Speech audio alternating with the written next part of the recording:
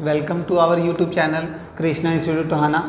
और हमारा जो चैप्टर चल रहा है क्लास +2 का बैंकिंग, उसमें हमने जो लास्ट लेक्चर है उसमें जाना था कि बैंकिंग के जो फंक्शंस हैं उसको 3 पार्ट में डिवाइड हुआ है, प्राइमरी फंक्शन, सेकेंडरी फंक्शन और सोशल फंक्शन। ठीक है, आज हम करने वाले हैं हमारा जो पार्ट हमने स्टार्ट कर रखा है उसका कंटिन्यू करते हैं। हम कर रहे थे हमारे प्राइमरी फंक्शन।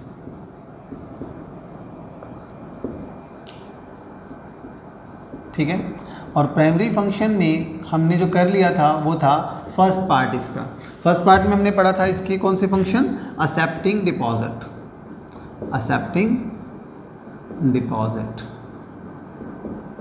ठीक है, अब आपको मालूम है कि बैंक में अगर आपको पैसा जमा करवाना है, डिपॉजिट करवाना है, तो उसके लिए आपको क्या करना होगा।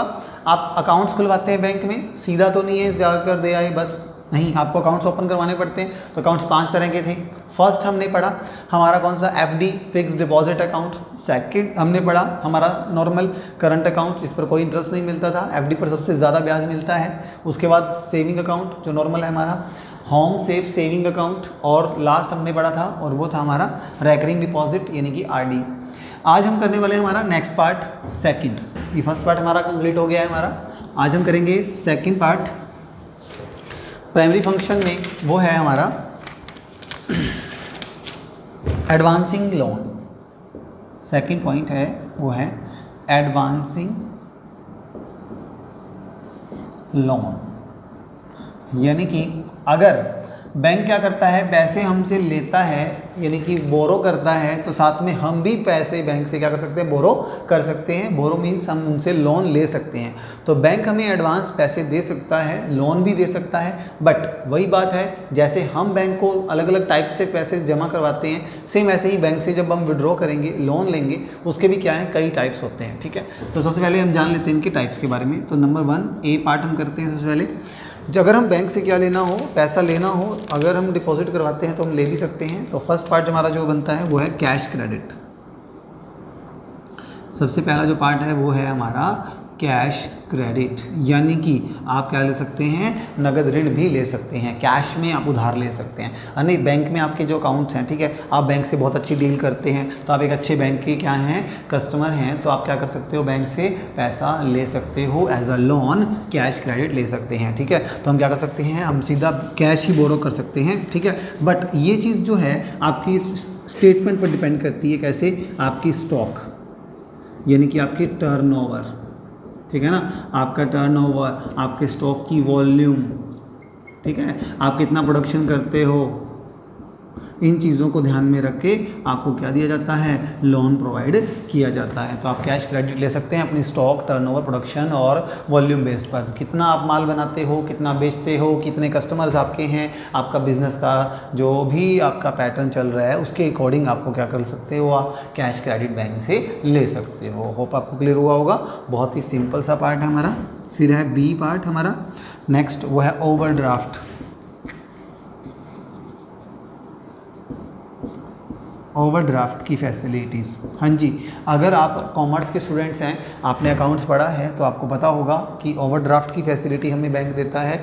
अगर बैंक का बैलेंस क्या हो जाता है, नेगेटिव चला जाता है, हम उसे क्या बोलते हैं, बैंक ओवरड्राफ्ट बोलते हैं। जैसे बैंक में आपके अकाउंट में मान लीजिए 5000 रुपीज़ सबमिट है, 5000 रुपये आपके बैंक में जमा है, और बाय चांस आपको अभी पेमेंट करनी पड़ रही है किसी को 6000 रुपये की, तो आप क्या कर सकते हो, 6000 रुपीज़ का चेक इशू कर सकते हो, आप इजीली कर सकते हो। जो 1000 रुपये जो डेफिशिएंसी के हैं वो क्या हो जाएगा, आपका बैंक ओवरड्राफ्ट बन जाता है। यानी कि बैंक में पैसे ना होते हुए भी आप अपने क्या कर सकते हो, क्रेडिटर्स की पेमेंट कर सकते हो। तो आप अगर एक्स्ट्रा पेमेंट कर रहे हो, अपने बैंक बैलेंस से ज़्यादा पेमेंट कर रहे हो, ये भी कहीं ना कहीं आपकी जो बेस है, आपका प्रोडक्शन, आपका कैश की ट्रांजैक्शंस हैं जो लगातार आप बिजनेस में करते हो, उनको ध्यान में रखते हुए ही आपको ओवरड्राफ्ट की फैसिलिटी यहाँ मिल जाती है। ये एक तरह का क्या होता है, शॉर्ट टर्म लोन ही होता है। शॉर्ट टर्म के लिए कुछ समय के लिए आपको मिला है, आपको इसके ऊपर क्या पे करना पड़ता है, इंटरेस्ट भी पे करना पड़ता है। तो इस प्रकार आप बैंक ओवरड्राफ्ट की फैसिलिटी बैंक कुछ स्पेशल पर्सन को देता है, ध्यान रखना। बट ये क्या होता है, अगर आप रिलायबल हैं, आप विश्वसनीय पात्र हैं, विश्वास के पात्र हैं, बैंक को अगर ऐसा लगता है आप बहुत अच्छे कस्टमर हैं बैंक के, तब आपको बैंक ओवरड्राफ्ट की फैसिलिटी देता है। देता है और ये एक लिमिट दे देता है भी आप इतने रुपए तक की पेमेंट कर सकते हो, भले ही आपके अकाउंट में बैलेंस इवन ना हो। तो 5,000 होते हुए भी आपने 6,000 की पेमेंट कर दी, 1,000 रुपये बैंक खुद अपनी तरफ से कर देगा और आपका बैलेंस नेगेटिव हो जाएगा। इसे बोलते हैं बैंक ओवरड्राफ्ट की फैसिलिटी। तो ठीक है, आपको बैंक के 2 प्राइमरी फंक्शन मैंने बता दिए जो एडवांस लोन में आते हैं। ठीक है, तो पहला हमने पढ़ा क्या हमारा कैश क्रेडिट, दूसरा हमने पढ़ा हमारा ओवरड्राफ्ट। थर्ड पॉइंट सी जो हमारा पार्ट है थर्ड, वो है डिमांड लोन। डिमांड लोन, ये तो नाम से आपको पता चल रहा है डिमांड लोन क्या होता है कि अगर आपको पैसे की ज़रूरत है आप क्या कर सकते हो, लोन ले सकते हैं। और क्या कहता है कि जिस दिन, इंपॉर्टेंट चीज़ इसमें सिर्फ एक चीज़ आती है, जिस दिन आपका लोन क्या होगा, सैंक्शन होगा। सैंक्शन होगा उसी दिन, जिस दिन लोन सैंक्शन होगा उस डे को आपका क्या चार्ज हो जाएगा, इंटरेस्ट चार्ज हो जाएगा। ठीक है ना, उस दिन से आपका इंटरेस्ट चार्ज करना शुरू हो जाता है। जैसे मान लीजिए कि अगर मैं ही हूँ, मैंने बैंक में लोन के लिए अप्लाई किया है। ठीक है, मैंने बैंक से लोन लिया है 1,00,000 रुपये। ठीक है, बैंक ने मेरा लोन क्या कर दिया, सैंक्शन कर दिया। ठीक है भाई, आपके अकाउंट में हम 1,00,000 रुपये डाल रहे हैं। तो जिस दिन भी वो डालेंगे वो मैटर करता है। जैसे हमारे अकाउंट में सैंक्शन हो गया, जिस दिन लोन सैंक्शन हुआ उस डेट से, उसी दिन से आपका इंटरेस्ट चार्ज लगना शुरू कर दिया जाएगा। मतलब आज के दिन सैंक्शन हो गया आपका लोन, ठीक है, तो आज से आपका ब्याज शुरू हो जाता है। तो उसे बोलते हैं डिमांड लोन। और उसी टाइम आप पैसे को निकलवा के उसका यूज़ कर सकते हो। तो जैसे ही लोन सैंक्शन होगा तुरंत आप पैसे ले सकते हैं और तुरंत आपका ब्याज लगना शुरू हो जाता है। जैसे आपको क्या है, आपने किसी कॉलेज में एडमिशन ले लिया, ठीक है, वहाँ से फीस जो है आपकी कौन भर रहा है, हमारा बैंक भर रहा है, तो वो डिमांड लोन हो गया। जैसे ही वो आपकी फ़ीस भरेगा उस दिन से ही जैसी पेमेंट हो जाती है तुरंत आपका इंटरेस्ट लगना वहाँ पर शुरू हो जाता है। इस तरह से अलग अलग तरह के आपके कुछ लोन्स होते हैं जिनका आपको इंटरेस्ट तुरंत पे करना पड़ता है जिस दिन उन्हें क्या किया जाए, सैंक्शन किया जाता है। ठीक है, तो एक तो हो गया हमारा डिमांड लोन। एक और है आपका जो लास्ट पार्ट है हमारा डी, उसमें है हमारा short term loans. Short terms loan. Short term loan कौन से होते हैं भाई? शॉर्ट टर्म लोन वो होते हैं, देखो इसमें क्या होता है, आपके अकाउंट में वही बात है, आपने लोन लिया, आपके अकाउंट में क्या डाले जाएंगे, पैसे डालेंगे, बट आपका ब्याज वहाँ से लगना शुरू नहीं होगा। जिस दिन आप विड्रॉ करेंगे, जिस दिन क्या करेंगे, विड्रॉ करेंगे, उस दिन से आप पर ब्याज लगना शुरू होगा। यानी कि आपने क्या करना है, पैसे निकलवाने हैं जिस दिन, उस दिन से आपसे इंटरेस्ट लगना शुरू होगा। मान लो आपने बैंक में लोन के लिए अप्लाई कर दिया, आपके अकाउंट में बैंक ने 1,00,000 रुपये डाल भी दिए, बट आपने अभी निकलवाए नहीं है। याद रखना, जिस दिन आप उसे निकलवाओगे उस दिन से आपको क्या लगना शुरू होगा, ब्याज लगना, इंटरेस्ट लगना शुरू होता है। उसे बोलते हैं शॉर्ट टर्म लोन्स बोलते हैं। ठीक है, तो ये पर्सनल लोन इसको हम बोल सकते हैं। और मोस्टली हमारे बिजनेस के लिए वर्किंग कैपिटल की अगर मुझे रिक्वायरमेंट होती है तब हम क्या करते हैं, इस तरह का लोन ले लेते हैं। जैसे कभी भी जरूरत पड़ी तब निकलवा लिया, उसका यूज़ किया और बाद में वापस बैंक में जमा करवा दिया। अब इसके लिए आपको क्या करना पड़ेगा, कुछ इंटरेस्ट होता है वो हमें पे करना पड़ता है। सिंपल बोरोइंग जैसा हो जाता है ये। अब इसके लिए इंपॉर्टेंट चीज़ ये है कि क्या होता है, आपने इसमें बोला है कि ऑफर्ड अगेंस्ट सम सिक्योरिटी। ध्यान रखना, यहाँ पर आपको जब भी लोन मिलेगा यहाँ पर आपको क्या रखना होगा, कुछ सिक्योरिटीज़ हैं वो गिरवी मतलब टाइप में कुछ रखनी पड़ेंगी, तब जाके आपको ये शॉर्ट टर्म लोन की फैसिलिटी मिलती है। जबकि ऐसा यहाँ नहीं था, यहाँ पर है कि आपको कुछ सिक्योरिटी, कुछ गिरवी रखना पड़ेगा। ठीक है, उसके बाद ही आप क्या कर सकते हो, यहाँ पर लोन ले सकते हैं। वैसे तो हम आजकल तो बैंक यही है, हर जगह कुछ ना कुछ सिक्योरिटी तो होनी चाहिए। अगर बैंक को ये चीज़ लगती है कि हाँ अच्छी सिक्योरिटी है, अच्छा मतलब हमारा कस्टमर है, गुड डीलिंग है उसके साथ हमारी, तब आप इजीली क्या कर सकते हो, ये लोन जो है वो निकलवा सकते हो। तो इस प्रकार बैंक से अगर मुझे क्या चाहिए, एडवांस लोन चाहिए, तो मैं ये आप क्या कर सकते हो, ऐसा कर सकते हैं। तो ये थे हमारे बैंक के प्राइमरी फंक्शन, जिसमें मैंने आपको बताया 2 चीज़ें, एक एसेप्ट डिपॉजिट और एक होता है एडवांस लोन। एसेप्ट डिपॉजिट में 5 अकाउंट होते हैं आपके, जिसमें बैंक में हम पैसा जमा करवाते हैं। और आपका सेकंड था आपका, अगर हम पे करते हैं तो उस प्रकार हम ले भी सकते हैं। तो हम अगर लोन लेते हैं तो उसकी आपकी मैंने आज आपको 4 टाइप्स बता दी हैं। ठीक है, हाँ जी। अब बात करते हैं नेक्स्ट, हमारा नेक्स्ट पॉइंट है हमारा सेकेंडरी फंक्शन।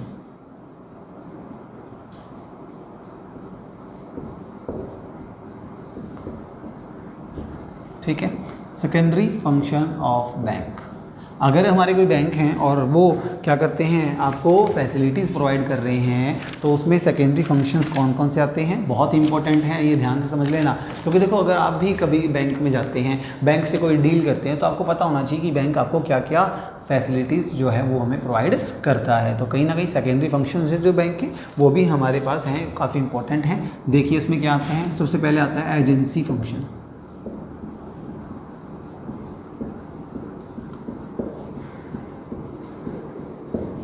बैंक क्या करता है, एक एजेंसी के रूप में काम करता है, यानी कि एक एजेंट के रूप में काम करता है। आइए जानते हैं कैसे कैसे बैंक एक एजेंट बनता है, हमारे बिहाफ पे सारी डीलिंग करता है और हमें क्या करता है, बेस्ट फैसिलिटीज़ जो है वो फंक्शंस हैं जो रोल अदा करता है। ठीक है, तो आइए जानते हैं उसमें कौन सा है। एजेंसी के रूप में जब बैंक काम करता है, सबसे पहले हमारा एजेंट बन के काम क्या करता है, नंबर 1 कलेक्शन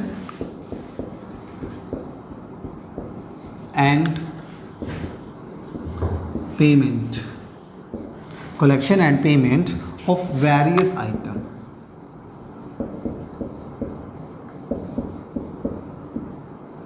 अब ये वेरियस आइटम कौन सी हैं भाई, अब बैंक पहले सबसे पहले जानो कि कलेक्शन का मतलब क्या है। यहाँ पर बैंक हमारे बिहाफ पर पैसे कलेक्ट करता है और हमारे बिहाफ पे पेमेंट भी करता है। अब कलेक्शन मतलब क्या है, मान लीजिए आप एक प्रॉपर्टी डीलर है, आपने बहुत बड़ी प्रॉपर्टियाँ बना रखी है, उसको रेंट पे दे रखा है, तो वो रेंट आपका कलेक्ट करेगा और जैसे कलेक्ट करेगा आपके अकाउंट में डिपॉजिट कर देगा। मान लो आपने एक बिल्डिंग है, रेंट पे चढ़ा रखी है, आपको उसका रेंट आता है, तो बैंक क्या करेगा, अपने एजेंट रखेगा, एज अ एजेंट बैंक ये काम करेगा, आपके बिहाफ पे जाएगा और रेंट कलेक्ट करके लाएगा। तो रेंट है तो वो कलेक्ट करके आपके अकाउंट में क्या कर देगा, जमा कर देगा। पेमेंट की बात करें, अगर आपको इलेक्ट्रिसिटी है, ठीक है ना, इलेक्ट्रिसिटी का बिल है, अगर वो आपको पे करना है तो आप क्या कर सकते हो, ऑनलाइन बैंक से डील करवा सकते हो। ऐसे ही रेंट की पेमेंट है, आपने अगर किसी बिल्डिंग का रेंट पे करना है तो आपका बैंक के थ्रू आप सीधा पेमेंट कर सकते हो। मोबाइल्स वगैरह रिचार्ज के हैं, ठीक है ना, तो आपके बिहाफ पे पैसे कलेक्ट भी करता है और पेमेंट भी करता है। कभी भी आपने देखा होगा, कभी भी ऑनलाइन जो फॉर्म भरे जाते हैं, ऑनलाइन जो फॉर्म भरे जाते हैं उनमें क्या होता है, एक बैंक अटैच होता है, ठीक है ना, वो बैंक क्या करता है, सारी फीस कलेक्ट करता है on the behalf of that person जो क्या कर रहा है, पोस्ट निकालता है। ठीक है ना, मान लो एक कॉलेज है और वो अपनी फॉर्म वगैरह अप्लाई करने के लिए ऑनलाइन ऑप्शन रखता है, तो उसकी फ़ीस कटेगी मान लो पंजाब नेशनल बैंक से, तो वो बैंक क्या हो जाता है, उस कॉलेज का एक पर्टिकुलर चीज़ का के लिए क्या करता है, एक एजेंट का काम करता है, उनके पैसे कलेक्ट करता है और उनके अकाउंट में डिपॉजिट कर देता है। तो ठीक है ना, तो ऑनलाइन फॉर्म्स वगैरह हैं उनमें भी ऐसा मोस्टली यूज़ होता है। तो डेटा पैसे को कलेक्ट करके उन आपके खाते में जमा करना और आपके बिहाफ पे पेमेंट करने का काम कौन करता है, बैंक करता है, जो इसे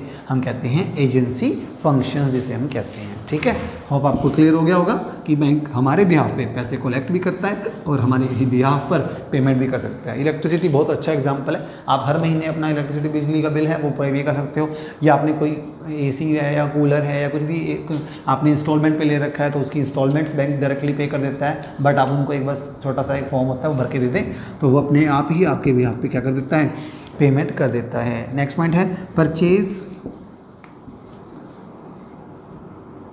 एंड सेल्स ऑफ सिक्योरिटीज। ठीक है, purchase and sales of securities. हाँ जी, आप सबको मालूम होगा सिक्योरिटीज़ क्या होती हैं भाई, हमारी शेयर हैं, ठीक है, डिबेंचर हैं, बॉन्ड्स हैं, ठीक है, ये सारी क्या होती है, मेरी सिक्योरिटी होती है जिन्हें शेयर मार्केट्स में खरीदा और बेचा जाता है। तो आजकल ये सारी डीलिंग किससे होने लगी हैं, बैंक से होने लगी हैं, बैंकिंग सिस्टम से होने लगी हैं, क्योंकि बैंक क्या करता है, हमें एक फैसिलिटी प्रोवाइड करता है, आप बैंक के थ्रू ऑनलाइन जा करके शेयर्स मार्केट में आप ऑनलाइन क्या कर सकते हो, एक्सेस कर सकते हो। एक डीमैट अकाउंट होता है हमारा, डीमैट अकाउंट होता है, ठीक है, आप उसको खुलवाएं और इस अकाउंट में कुछ पैसे डिपॉजिट करवा दें, उसके बेस पे आप क्या कर सकते हो, सिक्योरिटी में यानी कि शेयर मार्केट में पैसा लगा सकते हो। आप उनको खरीदना है तो यहाँ से पैसे कट जाएंगे, बेचोगे तो उस पैसे उस अकाउंट में जमा हो जाते हैं। जो नॉर्मल अकाउंट होता है इससे कहीं ज़्यादा हटके होता है ये अकाउंट, और ये तब खोला जाता है जब आप क्या करते हैं, शेयर मार्केट से डील करते हैं। तो शेयर मार्केट में शेयर खरीदने और बेचने के लिए, आप डिबेंचर्स को खरीदने बेचने के लिए, बॉन्ड्स को खरीदने बेचने के लिए क्या करते हो, बैंकिंग का सिस्टम का यूज़ कर सकते हो। आपने देखना प्लस 2 क्लास में अगर आप हैं तो आपको क्या किया होगा, आपने आपने शेयर मार्केट किया होगा, जो कॉमर्स के स्टूडेंट्स हैं तो उन्होंने क्या किया होगा, शेयर को इशू किया होगा, तब bank account debit to share application allotment, सारा पैसा कहाँ जाता है, बैंक में ही जाता है। तो ठीक है ना, बैंक क्या करता है, शेयर को खरीदने बेचने में क्या करता है, आपकी मदद करता है, वो पैसे सारे अपने वहाँ जमा रखता है। ठीक है, तो बैंक क्या करता है, सिक्योरिटीज़ को परचेज और सेल करने में आपकी हेल्प करेगा। तो ये 2 पॉइंट हो गए हमारे, पेमेंट करना हमारे बिहाफ पे एजेंट बन के, और हमारे बिहाफ पे ही शेयर मार्केट में क्या कर सकते हो आप, इसके बेस पे शेयर मार्केट में शेयर खरीदना और बेचने का काम आप इजीली कर सकते हो। नेक्स्ट पॉइंट है थर्ड, ट्रस्टी। हाँ जी, बैंक हमारा ट्रस्टी बन सकता है, प्लस एग्जीक्यूटर भी होता है, यानी कि हमारे बिहाफ पे बैंक ये काम भी कर सकता है, ट्रस्टी एंड एग्जीक्यूटर। अब ट्रस्टी एंड एग्जीक्यूटर का मतलब होता है कि मान लो एक ऑर्गेनाइजेशन है, एक संस्था है, ठीक है, और इस संस्था को चलाने के लिए बैंक क्या बन गया, ट्रस्टी दे रहा है, मतलब पैसा प्रोवाइड कर रहा है, लोन दे रहा है, तो उसके बेस पर क्या बन गया, ये ट्रस्टी बन गया इस संस्था को चलाने के लिए, एक ऑर्गेनाइजेशन को, जैसे एनजीओ वगैरह होते हैं, ठीक है, तो बैंक क्या करता है, उनको फैसिलिटीज़ प्रोवाइड करता है, पैसा वगैरह प्रोवाइड करता है, हेल्प करता है इनकी, तो वो क्या करता है, उसका एज अ ऑनर की तरह वो क्या करता है, उसका ट्रस्टी बन जाता है, और एग्जीक्यूटर उनके बिहाफ पे सारी डीलिंग भी करता है। बैंक के कुछ मैनेजर्स, कुछ एजेंट्स होते हैं जो क्या करते हैं, बैंक में वो उसके जो भी ऑर्गेनाइजेशन है वहाँ पर जाते हैं, मीटिंग्स में शामिल होते हैं, वहाँ पे उनका पैसा लगा है, तो बोर्ड मीटिंग्स में भी ये बैंक वाले जो होते हैं वो वहाँ जाते हैं। तो आजकल देखा भी होगा आपने, बड़े बड़े जो आपके बैंक हैं वो क्या करते हैं, बड़ी बड़ी कंपनियों में पैसा इन्वेस्ट करते हैं, और वहाँ वे उनके ट्रस्टी और एग्जीक्यूटर की तरह उभर के आते हैं, और वे जब पैसा लगाते हैं तो मीटिंग्स में भी जाना होता है उनको, बोर्ड ऑफ डायरेक्टर्स की मीटिंग में भी वो जाते हैं। कई बार तो बैंकों का इतना पैसा लगा होता है कि वो खुद ही अपना खुद का एक फर्म चला रहे होते हैं, ऑर्गेनाइजेशन चला रहे होते हैं, ठीक है, तो उसमें मैक्सिमम शेयर इनका होता है। तो एज अ ट्रस्टी, संचालक के रूप में वो क्या कर सकते हैं, संस्था को चला सकते हैं, ऑर्गेनाइजेशन को चला भी सकते हैं एजेंट बनकर, ठीक है। तो ये हो गया ट्रस्टी और आपका एग्जीक्यूटर। नेक्स्ट पॉइंट आपका फोर्थ वो है रेमिटिंग ऑफ मनी। ये तो बहुत ही आसान पॉइंट है। रेमिट करना क्या होता है भाई, पैसे को ट्रांसफ़र करना, रेमिटिंग ऑफ मनी, एक काउंटर से दूसरे काउंटर पर पहुंचाने का काम करता है पैसा। कौन, हमारा बैंक।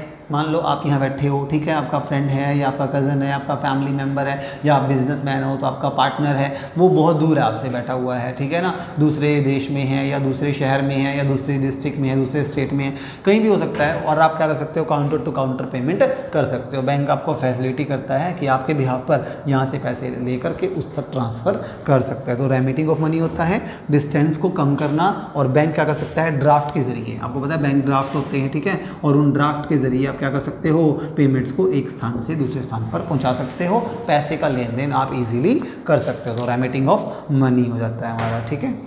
नेक्स्ट 4 पॉइंट हो गए हमारे, आपको इंपॉर्टेंट पॉइंट्स हैं ये काफ़ी, इनको सिर्फ समझें अच्छे से, आपको याद भी वैसे हो जाएंगे, एक टाइम करोगे इन्हें, 1 टाइम में आपको बहुत इजीली याद हो जाएंगे, ये बहुत आसान पॉइंट्स हैं हमारे। नेक्स्ट पॉइंट है आपका purchase and sale of foreign exchange. Purchase and sales of foreign exchange, ठीक है। फॉरेन एक्सचेंज क्या होते हैं भाई, दूसरे देश की जो करेंसी होती है ना, उनको हम क्या बोलते हैं, फॉरेन एक्सचेंज बोलते हैं। जैसे डॉलर वगैरह है, ठीक है, डॉलर हैं, पाउंड हैं, यूरोज़ हैं, रुपीज़ हैं, तो हर देश की अलग अलग करेंसी होती है। हमारे देश की करेंसी क्या है, रुपीज़ है, तो ये नहीं है फॉरेन करेंसी। फॉरेन एक्सचेंज कौन से होंगे, जो दूसरे देश की करेंसी है, जैसे यूरो हो गया, ठीक है ना, यूरो बोलते हैं इसको, यूरो हो गया, अलग अलग देश की पौंड हो गए, है ना, पॉन्ड्स हो गए, तो अलग अलग देश की जो करेंसी होती है उसको हम क्या बोलते हैं, स्टॉक, हमारी फॉरेन एक्सचेंज बोलते हैं। तो अगर आपको डॉलर चाहिए, उनको ख़रीदना है आपको, या आपके पास हैं और आप उसे बेचना चाहते हो, तो आप किसकी हेल्प ले सकते हो, हमारे बैंक की हेल्प ले सकते हो। बैंक एक एजेंट का काम करता है, दूसरे देश की करेंसी आपको ला के देगा। अगर आप मान लो कनाडा जाना चाहते हैं, अमेरिका जाना चाहते हैं, ऑस्ट्रेलिया, जर्मनी, कहीं भी जाना चाहते हैं, तो आप क्या, आपको अगर उस देश की करेंसी की जरूरत पड़े तो आप क्या कर सकते हो, बैंक से मिल करके, बैंक से लेकर के एक एजेंट के रूप में बैंक आपको पैसा देगा, आपको वहाँ के लिए स्पेशल एक अकाउंट बना के देगा, उसमें पैसे डाल के देगा, बट आपको इंडियन रुपीज़ से पेमेंट करनी है, वो आपको क्या करेगा, करेंसी को कन्वर्ट कर देगा, मतलब आपके लिए वो खरीदेगा। और अगर आपके पास है तो आप उसे सेल भी कर सकते हो, वापस उसे रुपीज़ में कन्वर्ट करवा सकते हो। तो ये काम हमारा कौन कर रहा है, फॉरेन एक्सचेंज को, जो लेन देन का काम कर रहे हो आप, खरीदने बेचने का काम करता है, वो किसके थ्रू होता है, हमारे बैंक के थ्रू होता है। जैसे वेस्टर्न यूनियन मनी ट्रांसफ़र है, जैसे उसके थ्रू भी आप क्या कर सकते हो, अकाउंट्स में पैसे का लेन देन ईजिली कर सकते हो। नेक्स्ट पॉइंट है हमारा 6th, ये हो गया आपका 6th।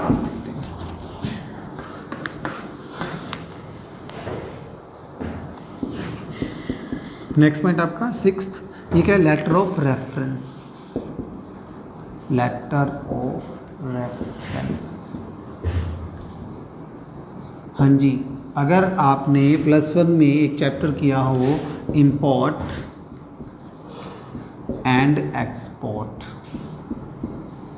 ठीक है, जब भी आप इंपोर्ट एक्सपोर्ट करते हो यानी कि फॉरेन कंट्रीज़ के साथ आप डील करते हो, उनसे सामान खरीदना, गुड्स एंड सर्विसेज को सेल करना और परचेज करना, उसे बोलते हैं इंपोर्ट एंड एक्सपोर्ट। तब मान लो आप एक ऐसे देश में जाते हो, मान लो एक देश है हमारा, ये है, ठीक है, ये है आपका, मान लो अब क्या लिख देते हैं यहाँ पे, अमेरिका लिख देता हूँ मैं, अमेरिका है, ठीक है, और आप अमेरिका में बिज़नेस करना चाहते हो और आप अननोन है, बिल्कुल ही अमेरिका में जाके आप वहाँ किसी को नहीं पहचानते हैं, तो वहाँ पर आपको क्या मिला, एक पर्सन मिला XYZ जो भी हो, ठीक है, उस पर्सन से आपको डील करनी है, उससे गुड्स खरीदना है आपको, तो वो नॉर्मल सी बात है, आप उसको पेमेंट करोगे, गुड्स खरीदोगे, तो वो आपकी आइडेंटिटी पूछेगा। तब हमारा बैंक हमें क्या बना के देगा, एक लेटर ऑफ रेफरेंस देगा। वो आपको आपके बारे में सारी डिटेल बताएगा कि भाई हाँ देखो ये पर्सन है, इंडिया में रहता है, इसका इतना बैंक अकाउंट है, ये प्रॉपर्टी है, ये बैलेंसेस हैं, और इसका यूज़ करके आप क्या कर सकते हो, अमेरिका से कोई भी गुड्स वगैरह हैं उनका बिजनेस कर सकते हो। तो आप एक बिजनेसमैन है, तो आप विदेशों से सामान खरीदना और बेचने का काम करना चाहते हो, तब आपको बैंक हमारा क्या बना के देगा, एक लेटर ऑफ रेफरेंस बना के देगा। आप उस लेटर को दिखाएं और उस लेटर को दिखा करके क्या कर सकते हो, आप आसानी से इंपोर्ट एक्सपोर्ट कर सकते हो, उस देश के साथ बिजनेस कर सकते हो। तो होप आपको क्लियर होगा। और आपने जब इंपोर्ट एक्सपोर्ट का प्रोसेस किया था, जब आपने +1 में बिजनेस में, तब भी आपने ही जाना था कि लेटर ऑफ रेफरेंस लेटर बना के दिया जाता था बैंक के द्वारा, ताकि आपको क्या करे, इंपोर्ट एक्सपोर्ट करने में क्या रहे, काफ़ी आसानी रहे, ठीक है ना। तो इसके लिए हम लेटर ऑफ रेफरेंस यूज़ करते थे। और लास्ट जो पॉइंट है हमारा आज का, वो है 7th पॉइंट हमारा, वो है अंडर राइटिंग। अंडर राइटिंग, हाँ जी, अंडर राइटिंग कमीशन के लिए काम करता है राइटिंग। बैंक क्या करता है, अंडर राइटिंग कमीशन भी चार्ज करता है। अब आपको मालूम होगा, जैसे मान लीजिए एक नई कंपनी है, ठीक है, नई कंपनी है, उसने अभी अभी बिजनेस स्टार्ट करना चाहा, तो वो अपने क्या करता है, शेयर्स बेचने में थोड़ी सी उसको प्रॉब्लम हो रही है, तब वो क्या करता है, एक बैंक से डील करता है। मान लो उसने क्या किया, SBI बैंक से डील कर ली, ठीक है, या PNB से डील कर ली। वो क्या करेगा, PNB को क्या करेगा, अपने सारे शेयर दे देगा और बोलेगा भी तुम इसके क्या करें, सारे शेयर्स को बेचिए, और वो क्या करेंगे, फिर उसके बदले में कमीशन चार्ज करते हैं। मान लो एक कंपनी के शेयर उसने ले लिए, भाई आपके 10 लाख शेयर हैं, मैं बिकवा दूंगा और उसके बदले में मेरे को कमीशन चाहिए, 10 लाख में से 1% 2% का कमीशन उनका हो जाता है। तो वो अंडर राइटिंग कमीशन के लिए भी काम करते हैं और क्या कर लेते हैं, अपना इनकम का ये भी एक उनका रिसोर्स होता है, ठीक है। तो बैंक आजकल क्या करते हैं, एजेंसी फंक्शन यानी कि एक एजेंट के रूप में भी इस प्रकार काम कर सकते हैं। जैसे आपको मैंने अभी बताया कि आपको क्या कर सकते हैं, आपके लिए आपके बिहाफ पर जो काम करते हैं, जैसे कलेक्शन करना, पेमेंट करना, ठीक है, किस चीज़ की, आपके रेंट हैं, टैक्स हैं, इंश्योरेंस वगैरह हैं, सेल परचेज ऑफ सिक्योरिटीज़ हो गया, हमारा शेयर मार्केट के जो लेन देन होता है उसमें आप ये कर सकते हैं, ठीक है। और हमारा जो ट्रस्टी और एग्जीक्यूटर के रूप में काम करता है, पैसे को एक दूसरे स्थान पर ट्रांसफ़र करना हो तब ये काम में आता है।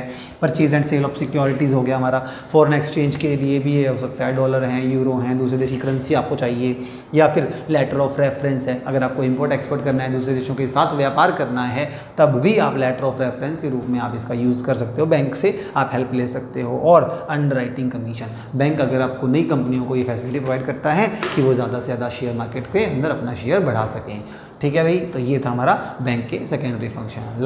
अब हमारा जो नेक्स्ट लेक्चर होगा उसमें हम करेंगे हमारे बैंक के आगे जो है हमारे जो नेक्स्ट फंक्शन, सोशल फंक्शन, ठीक है। Thank you students.